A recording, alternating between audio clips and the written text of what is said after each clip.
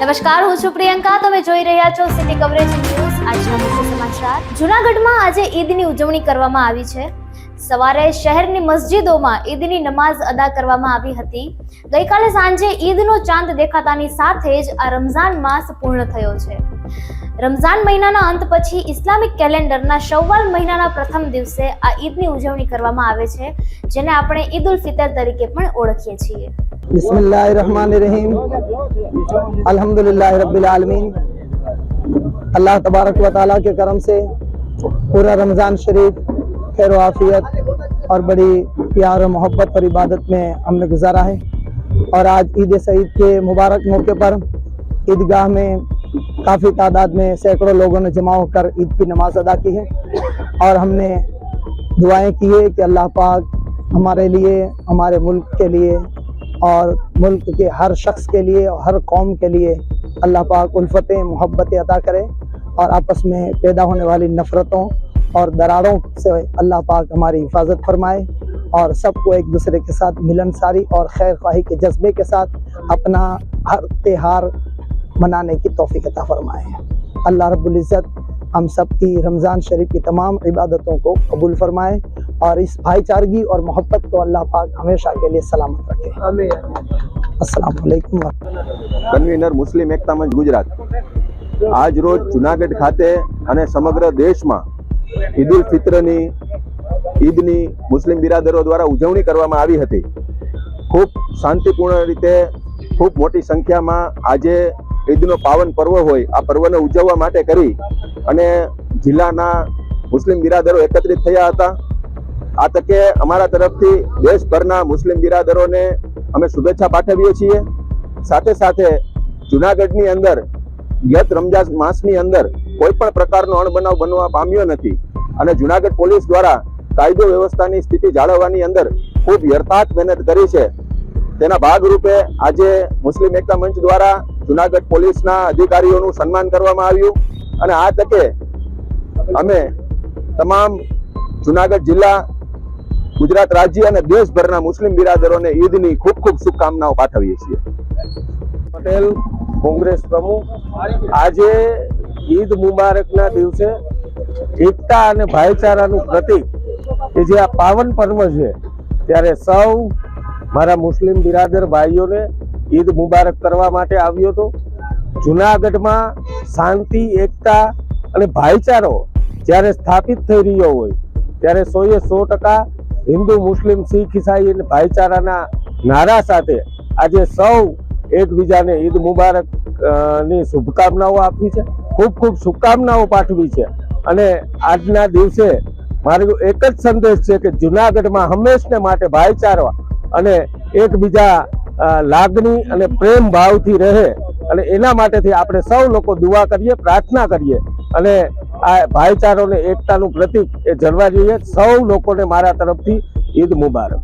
पूरी आरज़ू हर बेकसो मजबूर की या अय्युहल मुश्ताक़ून लिनूर जमालिही सल्लू अलैहि व आलिहि व सल्लिमू तस्लीमा। अल्लाहुम्मा सल्लि अला सय्यिदिना व नबियना व मौलाना मुहम्मदिन तिब्बिल क़ुलूबि व दवाइहा व आफियतिल अबदानि व शिफाइहा व नूरिल अबसारि व दियाइहा। तुझे तेरी रहमत का सदका हमारे घरों में रहमत का नुज़ूल फरमा, बरकतों का नुज़ूल फरमा। आज ईद सईद के मौके पर मौला हम सब की बख्शिश और मग़फ़िरत। રમઝાન મહિનો પૂરો થયો છતાં જૂનાગઢમાં સોગાતે મોદી કીટનું વિતરણ જ નથી થયું। સમગ્ર દેશમાં રમઝાન માસમાં જરૂરિયાતમંદ પરિવારોને સોગાતે મોદી અંતર્ગત રાશન કીટનું વિતરણ કરવાનું ભાજપ દ્વારા એક આયોજન કરવામાં આવ્યું હતું। આના માટે ભાજપે લઘુમતી મોરચાને જવાબદારી પણ સોંપી હતી। જોકે જૂનાગઢ મહાનગર અને જિલ્લામાં સોગાતે મોદી અંતર્ગત કીટનું વિતરણ થઈ શક્યું નથી। 3 કારણોસર આ કીટનું વિતરણ શક્ય ન બન્યું હોવાનું જાણવા મળી રહ્યું છે, જેમાં સૌ પ્રથમ રાશન કીટ વિતરણનો થનારો ખર્ચ કોણ ભોગવે? બીજું, રમઝાનના 4 દિવસ પહેલા જ જાણ કરવામાં આવ્યું છે તેથી પૂરતું આયોજન થઈ શક્યું નથી। અને ત્રીજું, રાશન બાદ તેના ફોટા પાડી પ્રદેશ ભાજપમાં મોકલવાના હતા ત્યારે મુસ્લિમ સમાજમાં દાન એ ગુપ્ત હોય છે, દાન લેનારની ઓળખ જાહેર કરવામાં આવતી નથી। આમ આવા 3 કારણોસર જૂનાગઢ મહાનગર અને જિલ્લામાં સોગાતે મોદી અંતર્ગત જરૂરિયાતમંદોને આપનારી કીટનું વિતરણ શક્ય નથી બન્યું. જૂનાગઢમાં ચૈત્રી નવરાત્રીની ઉજવણીનો પ્રારંભ રવિવારથી થઈ ગયો છે. જૂનાગઢના ગિરનાર દરવાજા વિસ્તારમાં આવેલા વાઘેશ્વરી માતાના મંદિરે ચૈત્રી નવરાત્રીની ઉમંગ અને ઉત્સાહ સાથે ઉજવણી કરવામાં આવી રહી છે. ત્યારે સમગ્ર મંદિરના પરિસરને રોશનીના શણગારથી ઝળહળતું કરાયું છે. વાઘેશ્વરી મંદિરે નવરાત્રી દરમિયાન દરરોજ રાત્રિના બેઠા ગરબાનું પણ આયોજન કરવામાં આવ્યું છે, જેમાં પ્રથમ દિવસે રાજુભાઈ ભટ્ટ, નીરુબેન દવે, વિપુલભાઈ ત્રિવેદી સહિતના કલાકારોએ બેઠા ગરબા રજૂ કરી અને માતાજીની આરાધના કરી હતી. આ તકે સુપ્રસિદ્ધ હાસ્ય કલાકાર જીતુભાઈ દ્વારકાવાળાની પણ ત્યાં ઉપસ્થિતિ રહી હતી. વાઘેશ્વરી માતાજી મંદિરના ટ્રસ્ટી મુકેશભાઈ રાજપરાએ જણાવ્યું હતું કે સતત 8 દિવસ સુધી ચૈત્રી નવરાત્રીની ઉજવણી કરવામાં આવશે, જ્યાં માતાજીના ચૈત્રી નોરતા દરમિયાન દરરોજ સાંજે 7:30 વાગ્યાથી 9 વાગ્યા સુધી મંદિરમાં માઈ ભક્તો બેઠા ગરબા રજૂ કરશે.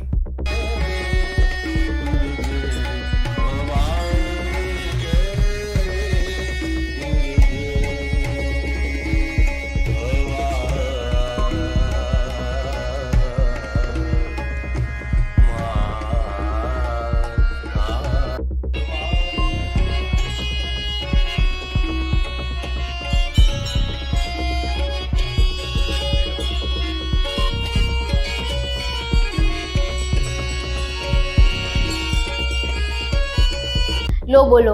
જૂનાગઢ ભાજપના શ્રી ગિરનાર કમલમ ખાતે પંડિત દીનદયાળ ઉપાધ્યાયનું હોલ્ડિંગ લેટ ડાઉન સ્થિતિમાં જોવા મળ્યું. જૂનાગઢમાં ભાજપના કાર્યાલય શ્રી ગિરનાર કમલમ ખાતે કેન્દ્રીય મંત્રીનો સન્માન કાર્યક્રમ યોજાયેલો હતો, જ્યાં જૂનાગઢ ભાજપના કાર્યકરોથી લઈને સાંસદ, ધારાસભ્ય સહિતના લોકો કેન્દ્રીય મંત્રીના સન્માન કાર્યક્રમમાં એટલા મશગુલ બની ગયા હતા કે પંડિત દીનદયાળ ઉપાધ્યાયની તસવીર આડી પડી ગઈ, તેને ઊભી કરવાની પણ તસ્તી ન લીધી હતી.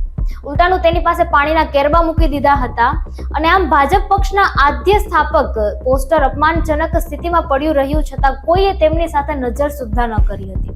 તેમનું અપમાન કર્યું હોવાનો ગણગણાટ જૂના ભાજપ કાર્યકરોમાં જોવા મળ્યો હતો. જૂનાગઢ જિલ્લાના ભેસાણ તાલુકાના ખજૂરી હડમતિયા શાળાનો નબળો સ્લેબ તોડવામાં આવ્યો છે. ગુજરાતના મુખ્યમંત્રી ભૂપેન્દ્ર પટેલના નેતૃત્વમાં તેમજ શિક્ષણ રાજ્ય મંત્રી પ્રફુલ પાનછેરિયાના માર્ગદર્શનમાં ગુજરાતમાં આજે બાળકો ભણી ગણીને ખૂબ જ આગળ વધી રહ્યા છે. ત્યારે બાળકોના ઉજ્જવળ ભવિષ્ય માટે રાજ્ય સરકાર હર હંમેશ એક્શન મોડમાં કામગીરી કરી રહી છે. શિક્ષણ રાજ્ય મંત્રી પ્રફુલ પાનછેરિયાએ જણાવ્યું હતું કે વિદ્યાર્થીઓને સુરક્ષા સાથે શિક્ષણ આપવાનું કાર્ય રાજ્ય સરકારની પ્રથમ પ્રાથમિકતા રહી છે. ગુજરાતની કોઈ પણ શાળામાં બાળકોની સુરક્ષા અને શિક્ષણ બાબતે કોઈ પણ પ્રકારની લાપરવાહી કે લાલિયાવાડી ચલાવવામાં આવશે નહીં. તેમજ ગુજરાત રાજ્યની શિક્ષણની અંદર ગેરવહીવટ કે ગેરરીતિ ચલાવી લેવાશે નહીં. સાથે જ મંત્રીએ ઉમેર્યું હતું કે જો કોઈ જિલ્લામાં ગેરવહીવટ કે ગેરરીતિની માહિતી મળશે તો રાજ્ય સરકાર કડકમાં કડક પગલાં લેશે. સુરતમાં રાજસ્થાનીઓએ ઘુમ્મર નૃત્ય કરીને રેકોર્ડ બનાવ્યો છે. 1200 માતા દીકરીઓએ ઘુમ્મર નૃત્ય કરી રેકોર્ડ બનાવ્યો છે. ત્યારે એવું કહી શકાય કે સુરત એ રાજસ્થાનના રંગમાં રંગાયું. પરંપરાગત ઘુમ્મર નૃત્યને વર્લ્ડ બુક ઓફ રેકોર્ડ અને ગુજરાત બુક ઓફ રેકોર્ડમાં સ્થાન અપાયું છે. ગોડાદરામાં ચૈત્રી નવરાત્રીના પ્રથમ દિવસે જ તેનું આયોજન કરવામાં આવ્યું હતું. ગુજરાતના ગરબાની જેમ રાજસ્થાનની ઓળખ તેનું પારંપરિક નૃત્ય ઘુમર છે. રાજસ્થાનના સ્થાપના દિન નિમિત્તે 30 માર્ચે સુરતના ગોડાદરા ખાતે આવેલા મરુધર મેદાનમાં એક સાથે 12,000 જેટલી રાજસ્થાની મહિલાઓ દ્વારા ઘુમર નૃત્ય કરીને એક અનોખો રેકોર્ડ સર્જવામાં આવ્યો હતો. આ પહેલા જયપુરમાં 6,000 બહેનોએ ઘુમર નૃત્ય કર્યું હતું, જેનો રેકોર્ડ ગઈકાલે સુરતમાં તૂટ્યો હતો અને આ ગ્રેન્ડ ઇવેન્ટમાં રાજસ્થાનની સાંસ્કૃતિક સમૃદ્ધિને વધુ ઉજાગર કરાઈ હતી. ચૈત્ર નવરાત્રીના બીજા દિવસે લોકસભામાં વિપક્ષના નેતા રાહુલ ગાંધી સોમવારે માતા વૈષ્ણો દેવીના દર્શન કરવા માટે કટારા પહોંચ્યા અને કટારાથી મંદિર સુધીની લગભગ 12 થી 14 કિલોમીટરની યાત્રા તેમણે પગપાળા પૂર્ણ કરી હતી, જેનો વિડીયો સોશિયલ મીડિયા ઉપર હાલ વાયરલ થઈ રહ્યો છે.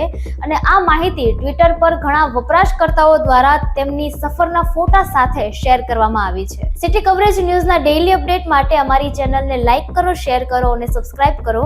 આવતીકાલે મળીશું ફરી નવા સમાચારો સાથે. City coverage news Junagadh.